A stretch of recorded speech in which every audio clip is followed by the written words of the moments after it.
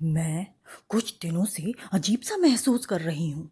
हर पल ऐसा महसूस होता है मानो कोई मुझे देख रहा है, घूर रहा है, गुस्सा दिखा रहा है। कुछ अच्छा नहीं लगता। जब भी अकेली होती हूँ कुछ परछाइयाँ सी घूमती दिखाई देती हैं आसपास। मैंने जब इसका जिक्र अपने पति से कहा तो बोले, डरावनी पिक्चरें देखना बंद करो, डरावनी सीरियल मत देखा करो, डरावनी कहानियाँ भी ना पढ़ो। मुझे भी कुछ ठीक ही लगा। मैंने अपने आप को सबसे दूर कर लिया, लेकिन इससे कोई फ़ायदा नहीं हुआ। मुझे अब भी वैसा ही महसूस हो रहा है, धुंधला सा, काला काला सा। वैसे बारिश का मौसम भी है तो बादल भी काले काले ही हैं, लेकिन इस बार उनका यूं घुमड़ घुमड़ आना, बिजली का चमकाना, बिना आगाह करे यूं ही बरस जाना, सब कुछ विचलित करता रहता है। बिना हवा के कभी कभी मेरा दुपट्टा लहराने लगता है, कभी मेरी जुल्फें अटकेलियां करती हैं मेरे मुखड़े से, तो पीछे गले के बाल अनायास ही खड़े हो जाते हैं। क्या हो रहा है मेरी समझ में कुछ नहीं आ रहा। सोते से चौंक कर जाग जाती हूँ, मानो कोई दर्द से पुकार रहा हो। मेरे फ़ोन पर घंटी बज जाती है वक्त बेवक्त। ना कोई नंबर आता है ना ही कोई आवाज़। कान लगाओ तो बस जैसे कोई गहरी सांसें ले रहा है, ऐसा ही दिखता है। अजीब बात यह भी है कि मेरे फ़ोन पर एक मैप्स दिखाता हुआ ऐप है, वह भी अजीब अजीब काम कर रहा है। मैं कोई भी पता डालूं, वो मुझे किसी अनजान जगह, अनजान राहों को पकड़ने को कहता है। जहाँ जाना है वो रास्ता थोड़ी देर में ही गायब हो जाता है और फिर कोई अनजाना सा रास्ता दिखाने लगता है, दूर, कहीं बहुत दूर पहुँचने का रास्ता। एक दिन तो मैंने कितनी बार उसको सही पता डालकर सही दिशा दिखाने को कहा, लेकिन वो मैप तो मुझे बार बार अपने आप ही जगह बदल रहा था। वो तो अच्छा हुआ कि मुझे थोड़ा बहुत अंदेशा था मुझे किस तरफ जाना है। इस मरी टेक्नोलॉजी का भी क्या भरोसा। यहाँ पहुँचने को कहो तो वहाँ पहुँचा दे। मेरे पति ने सुझाव दिया कि ऐप में शिकायत दर्ज कर दूं, जो मैंने कर दी। उन्होंने अपनी तरफ से सब मालूमात करके मुझे जवाब दिया कि कहीं कोई गड़बड़ी नहीं दिख रही। अरे ऐसे ही करते हैं, एक बार ऐप डाउनलोड कर लो, कुछ नहीं बताते उसके बाद। अजीब बात है।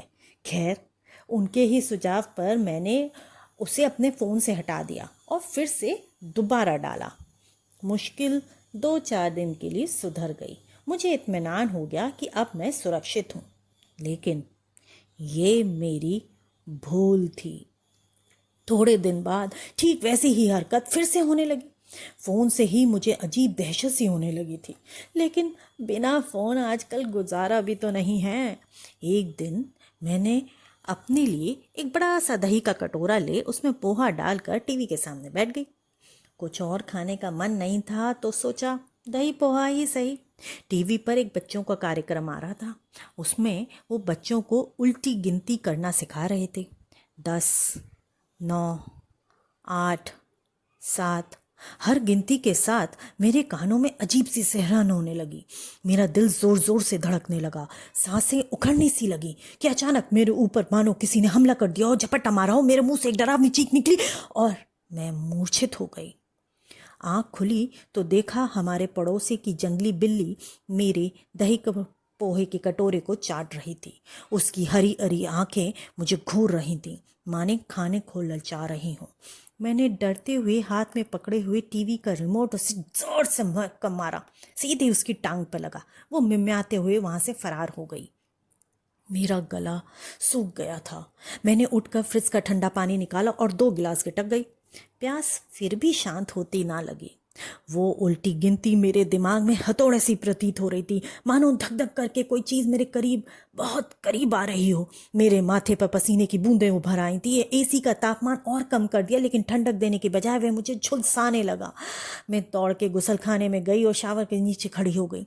2 पल के लिए उसकी ठंडी बूंदें मुझे ठंडक दे पाईं, फिर वो भी आग उगलने लगीं।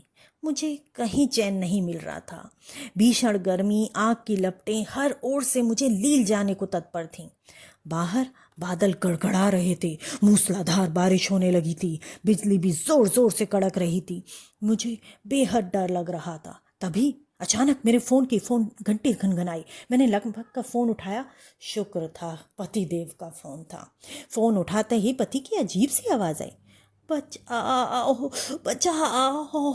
मैं कुछ समझ पाती, कह पाती, उससे पहले ही ऐसा लगा मानो कोई चीज़ उन्हें घिसटती हुई लेकर जा रही है। दूर तक घिसटने की आवाज़ आई। एक साथ फिर एक दबती घुटती सी दम घोटती आवाज़ मेरे अंतर्मन में झंझनाई, और फिर शांति छा गई। बियाबान शांति, सिर्फ बारिश की झमाझम का शोर था। चारों तरफ पानी ही पानी था। मैं भागती हुई बाहर आई और कार स्टार्ट करने को हुई। 2 पल मेरे जैसे प्राण ही निकल गए। फिर कुछ होश में आते हुए मैंने पुलिस को फ़ोन लगाया।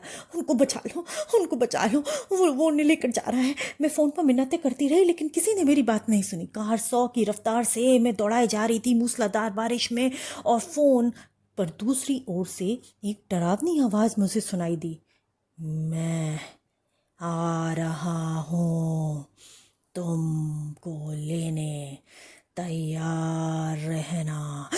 मेरे हाथ से फ़ोन छूट कर दूर जाकर गिरा। मैं मूर्छित हो गई। पी पी कार के हॉर्न की आवाज़ उस सुनसान अनजानी राह पर गूंजने लगी।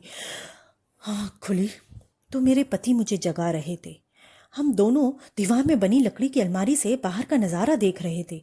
बाहर हम दोनों के शरीर पड़े थे, और वो उसे खा रहा था। हम इंतज़ार कर रहे थे, शायद कोई आ ही जाए हमें बचाने, यहाँ से निकालने। शायद कभी किसी रोज़ उन्हें हमारी लाशें या हमारी हड्डियाँ उस अनजान राह पर पड़ी मिल जाएं, और वो हमें यहाँ से आज़ाद कर ले जाएं। इसी इंतज़ार में हम दोनों इसी अलमारी में इंतज़ार कर रहे हैं।